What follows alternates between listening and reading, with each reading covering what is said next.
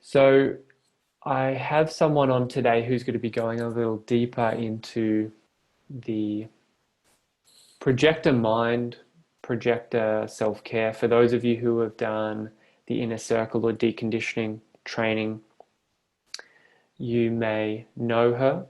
She comes into that training and really supports projector patterns, and her name is Sarah. She's currently on the call at the moment, and she's going to be sharing a little bit about this.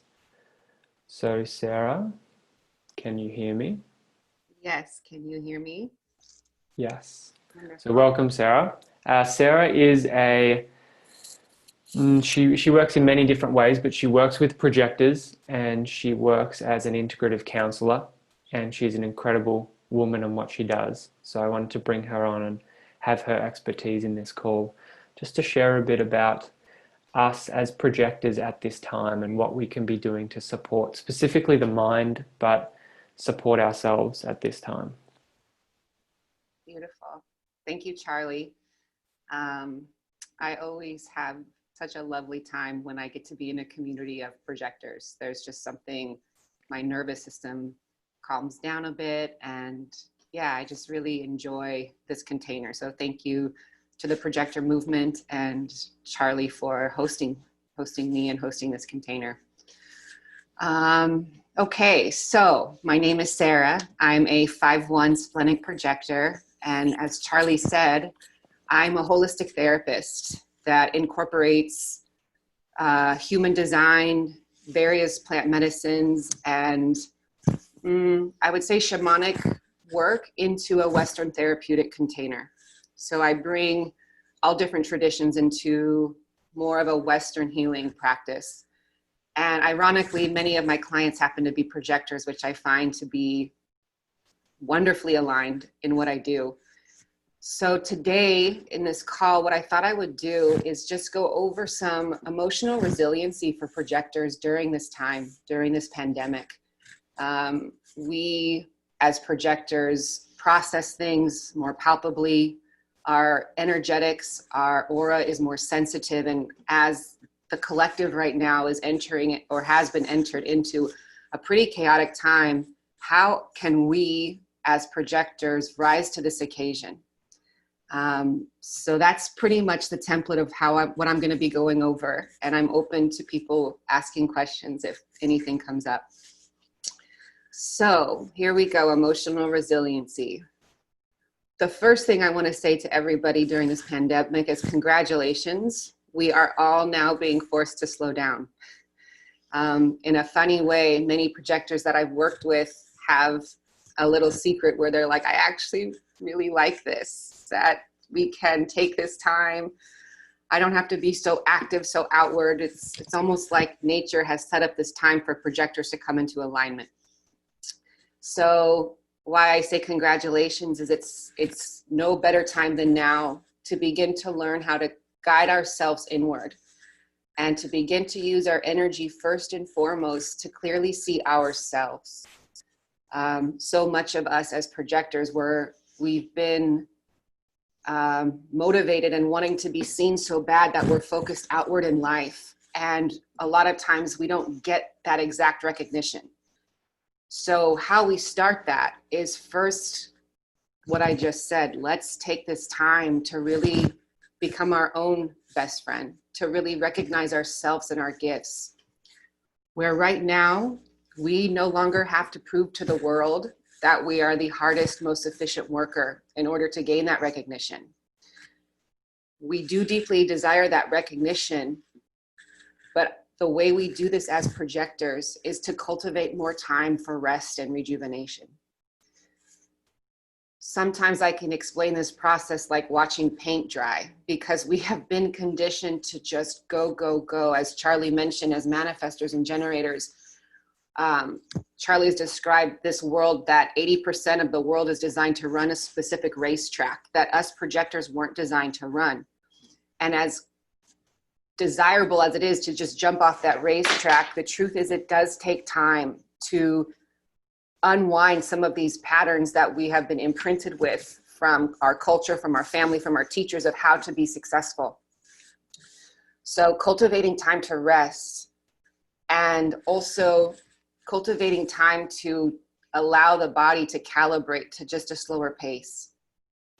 So the time is now to go inwards, to begin to see yourself and actually learn that this is where the true recognition comes from. It's not through outside recognition. That comes as a bonus. But first and foremost, coming into seeing ourselves.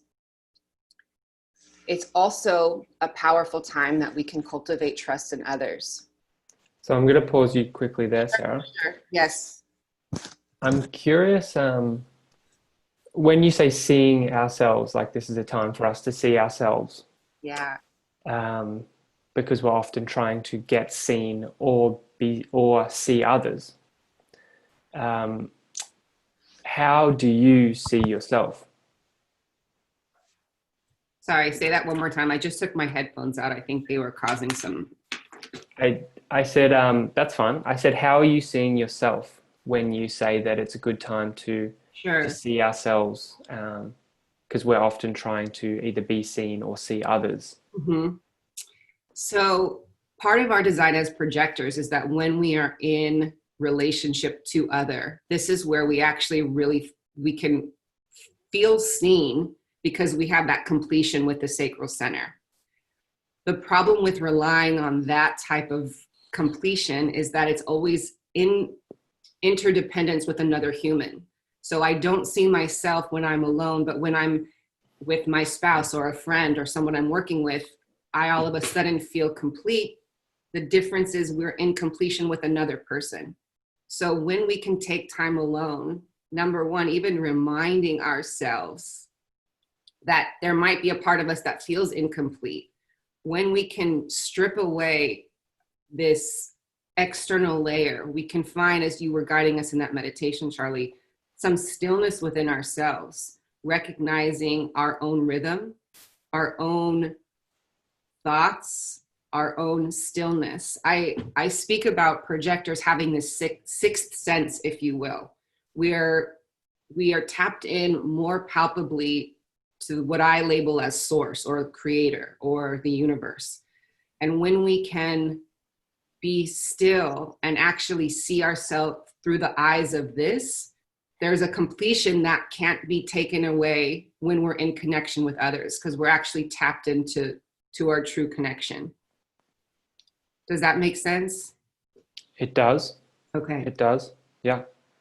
So in ways, and I'm going to go over at this time as well in just a little bit about how we can come into that relationship in a way with ourselves more in a more connected way.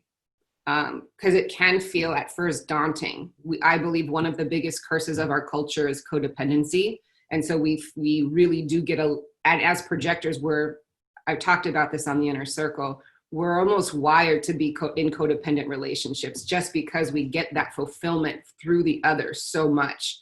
But if we've based our entire sense of self in that connection, we're really setting ourselves up for some heartbreak because that's not constant. And the one thing I will say, many people I work with feel as projectors, because we need a lot of time alone, relationships can look different, that there's just an impeding feeling of loneliness. And I will remind all of us that we're always in relationship to ourselves, always, to source, to life. And if we can cultivate strength in that relationship, we realize we're actually never fully alone. It's not just in connection to another human. Beautiful. So that's almost like true freedom. Totally. Like you're not having to grab outside, you're not having to control. I think a lot of projectors fall into the pattern of controlling because we need to control our environment so we feel safe because we're so open, we're vulnerable, we're sensitive. But when we have that relationship to self, then we can let go of control of the external environment, and that's freedom.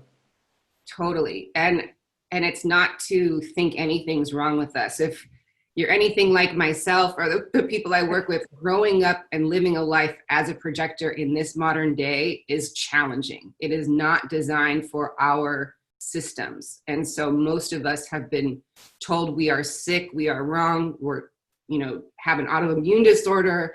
We have not been validated for our being, our just simple being. And so that's going to imprint trauma on us throughout our life, or this impending feeling that there's something innately wrong within us. And so just healing some of that, healing that notion and repatterning, reminding ourselves there was nothing wrong with us in the beginning. Had our parents or society had a rule book or a guide for projectors and said, okay, generators, you go to this school, projectors, you go over here, our lives would look very different. That wasn't the case. And so now, because I do believe we are also connected to life, to the mother, to the earth, I think this is, like I said, a bonus for us at this time, that the planet's being put on timeout, and everyone's being asked to almost live life as a projector. We're all doing internal work if we're heeding the call from a larger scale, if you will, of what we can do during this time. Beautiful. So has your personal life changed during this time? Have you been able to incorporate a little bit more projector? Totally. Okay. Yeah, I've actually, and it's very counterintuitive. I can tell you that I came from working 12 years in the pharmaceutical industry, for those who I haven't met yet. So I have been, I went back to school and switched career paths over the last 6 years, but I still am wired in that corporate go sales mentality. And, the reason I actually reached out to you, Charlie, when I did, was I designed my life, even though I was working in my passion, I was still running like a sales rep and booking 6 clients a day and doing these ceremonies and stretching myself so thin. I was like, this isn't working either. Even though I love what I'm doing, I'm still programmed like a generator. And so I've actually, at this time, I've cut most of my clients, not most, I should say half, where I'm not working with them as frequently. I make a point to go into nature for about an hour or 2 a day, if I can, sometimes more. I'm making room to read, to just slow down, to actually, and this has been one of the most beautiful experiencing, just feel my feelings without rush to change them. So if there's feelings of fear, I'll just lay on the floor and just fully allow myself to feel instead of distract. Partly how I was successful as a sales rep was that I was constantly busy. And that was a way of me of bypassing just what I was feeling. And how was your inner world when you're a sales rep? I knew day one that it was not the right job for me. Day one, it was too intense, but it took me 12 years to pull the plug, because that job was, they call it the golden handcuffs. My inner world was hectic, chaotic. I was riddled with an eating disorder. I was needing to take stimulants. I was constantly sick. I was wired.